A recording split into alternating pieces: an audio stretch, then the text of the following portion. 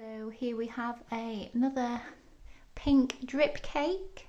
I have quite a few of these on my channel, but this one is slightly different in that we've got this fault line going all the way around the base. So I've done this by covering the whole thing in buttercream, this pale, really pale pink buttercream, and then I've just added a touch more, only a very small amount, more of the pink colouring, which has just intensified the pink, which I've then gone round the bottom of the cake with. So it looks like it's sort of like got two layers, and the top layer's peeled away or broke away to reveal the inside, and this one is mega sparkly, picks it up beautifully on this camera. So I've just used some edible glitters. I've used a few different types to sort of really give this one a shine. On top we've got a mixture of both pinks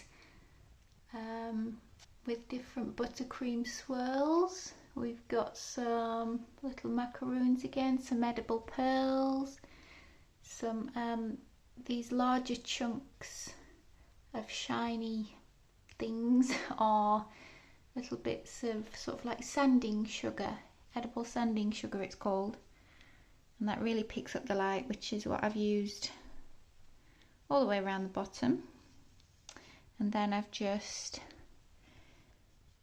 sort of carried on the theme onto the base with a bit more of the pink, the matching edible pearls, the gold drip of course. So I usually do my drips with royal icing.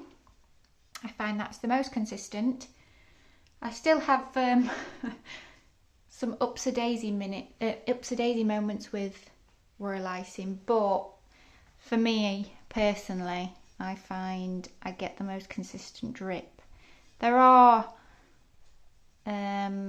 gold drips that you can buy already made. I think there's one by Dinky Doodle.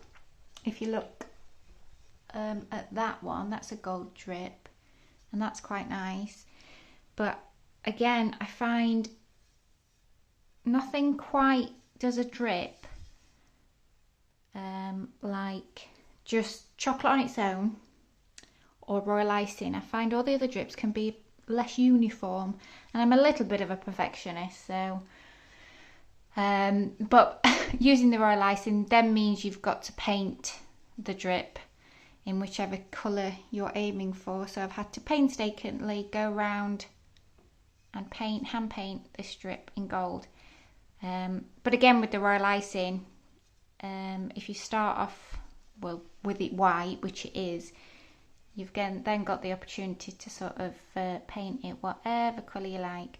Now, I've said this before, I'm not a buttercream fan, because the imperfections that buttercream sort of gives off drives me crazy. I mean, this is that's the front of the cake, and you know, you can see these one or two little air bubbles here that I just couldn't quite smooth, and then just round the top there, just the little bits that I couldn't quite smooth.